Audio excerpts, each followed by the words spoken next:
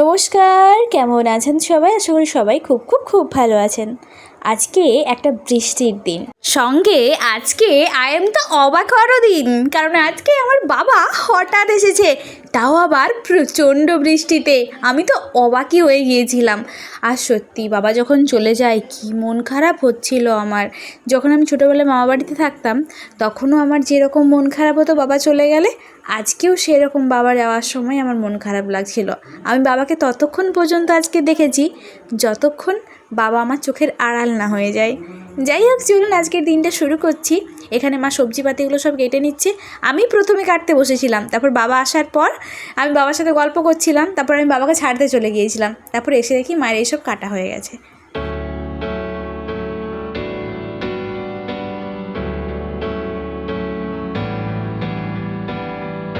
সব বাবা নিয়ে এসেছে আমার জন্য, আর নিয়ে এসেছে মিষ্টিটা। সত্যি বলতে এত ভালো লেগেছে না, এটা ফিলই করতে পারলাম না বাবা কখন এসে ঘুরে চলে গেল। সত্যি।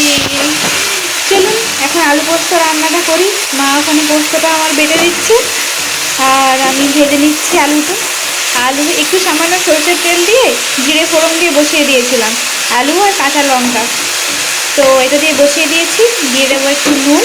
ব্যাস, এরপর এটা একটু ভাজা ভাজা হয়ে গেল, একটু জল দিয়ে দেবো, একটু সেদ্ধ হয়ে গেলে পোস্তটা দিয়ে নামিয়ে নেবো, হয়ে যাবে আলু পোস্ত রান্না। আজকের ওয়েদারটা তো প্রচুর মেঘলা, তো তখন মুড়ি খেয়ে জাস্ট আমি খিচুড়ির জন্য সবজিগুলো কাটবো বলে ঠিক করেছি। হঠাৎ দেখছি রেনকোট পরে একদম ভিজে বাবা এসেছে। আমি ফিলই করতে পারলাম না বাবা এসে ঘুরে বাবা চলে গেল। বাবা আমি সত্যি অনুভবই করতে পারলাম না। যাই হোক, আমি এখন রান্না করছি। মা ওখানে খিচুড়িটা করে নিয়েছে, বানাচ্ছি একটু আলু পোস্ত। আর বাবা আসার জন্য, বাবা আসার পরে অ্যাকচুয়ালি পাঁপড়টা ভেজেছিল, তখনই মা একটু বেশি করে ভেজে রেখে দিয়েছে। তো খিচুড়ির জন্য সবজি বলতে আলু পোস্তটা হলো, খিচুড়িটা হয়ে গেছে, চাটনিটা আবার ও বানাবে বলছে। আর ওই তো বললাম পাঁপড় ভাজা হয়ে গেছে, আলু পোস্তটা আমি রান্না করে নিচ্ছি। একটু ডিম ভাজা তখন গরম গরম হয়ে যাবে।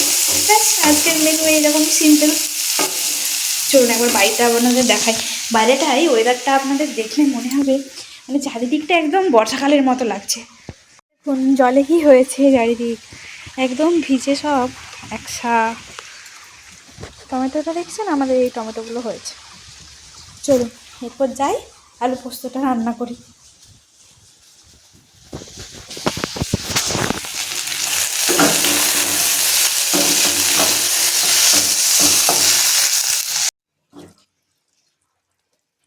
কয়েক টুকরো টমেটো আমি অ্যাড দিয়ে করে নিলাম, হতে থাকুক এটা।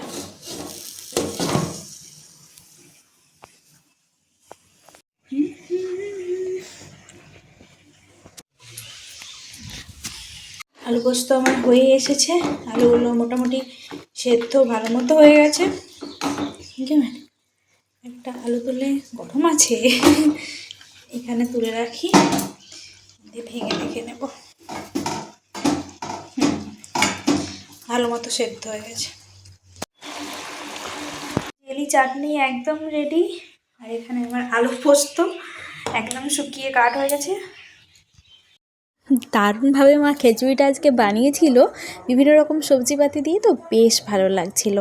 আর শীত যেহেতু একদম শেষ হয়ে আসছে, আজকে জানেন মারাত্মক ঠান্ডা লাগছে। আসলে বৃষ্টি হচ্ছে তো ওই জন্য একটু বেশিই ঠান্ডা আজকে। আমি একটু খিচুড়িটা নাড়িয়ে নিচ্ছি, মা একদম ওই ফোড়নটা দিয়ে এইভাবে মিশিয়ে দেয় আগে, মানে সেদ্ধ করে নেয়। খুব বেশি রিচ আজকে মা করেনি, এটা একদমই হালকাভাবে বানিয়েছে, খেতে কিন্তু ভীষণ ভালো লাগছিল। আর এই যে খাওয়ার আগে আমি ডিম ভাজা করে নিচ্ছি। মাছও মা একটু ভেজে দিয়েছে খিচুড়ি দিয়ে খাওয়ার জন্য। আমার আজকে আর মাছটা একদম খেতে ভালো লাগছে না, আমি ডিম ভাজা, আলু পোস্ত আর চাটনি এইসব দিয়ে খাবো। পাঁপড়ও ভাজা আছে, বাবা যখন এসেছিলো বাবা তো কিছুই খেলো না, পাঁপড় ভাজা করেছিল তখন মা বাবার জন্য, তখন বেশি করে আমাদের জন্যও করে রেখে দিয়েছে, তো ওটা দিয়ে এখন খেয়ে নেব। চলুন তাহলে, এখন ডিম ভাজা মোটামুটি আমার এখানে কমপ্লিট। খুব বেশি ভাজবো না এটা, যেহেতু খিচুড়ির সাথে খাবো, তো একটু এইভাবে ভাজলেই বেশি ভালো লাগবে। এই ভিডিওটা না কিছুদিন আগের, যেদিন প্রচুর বৃষ্টি হচ্ছিল। আমাদের পশ্চিম মেদিনীপুরে তো প্রচুর বৃষ্টি হয়েছে সেদিন। আপনারা কে কোথা থেকে আমার ব্লগ দেখছেন আমি জানি না, তবে আমাদের এখানে না প্রচুর বৃষ্টি হয়েছে। তো সেদিন হঠাৎ করে বাবাকে দেখে আমি একরকম অবাকই হয়েছিলাম। তারপর আমার মনে পড়ছিল ছোটোবেলায় যখন মামা বাড়িতে থাকতাম সেই রকম স্মৃতি। বাবা যখন আসতো আমার ঠিক ওই রকমই মন খারাপ লাগছিল আজকে। বাবা যখন আসতো তারপর যখন চলে যেত তো আমার খুবই মন খারাপ হতো। ঠিক সেই রকম আজকেও আমার মন খারাপ হয়েছিল।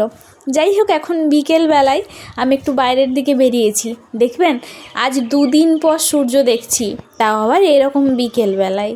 আমি একটু চলে এসেছি বাইরের দিকটাতে, আর দেখুন কি সুন্দর লাগছে। রোদের আভাটা একদম আমাদের বাড়ির দেওয়ালে পড়ছে, কি সুন্দর লাগছে। চলুন তাহলে আজকের ব্লগটা এখানেই শেষ করছি। রাত্রিতে ও আর মা একটু বাজার গিয়েছিল, সেখান থেকে আমার জন্য জিলিপি এবং পেঁয়াজি এনেছিল, আর দুপুরের কিছুটা খেজুর থেকে গিয়েছিল। তো রাতে খিচুড়ি, পেঁয়াজি আর জিলিপি এই সব দিয়ে খেয়েছি। মা বাবা কেউই খেলো না, আর বাইরের রান্না বলে ওটা। তো যাই হোক, আজকের ভিডিওটা এখানেই শেষ করলাম। আপনারা সবাই ভীষণ ভালো থাকবেন। কালকে একটা নতুন ব্লগে আবারও দেখা হবে। টিল দেন সকলেই ভালো থাকুন, সুস্থ থাকুন, সাবধানে থাকুন। কালকে একটা নতুন ব্লগে আবারও দেখা হবে। বাই।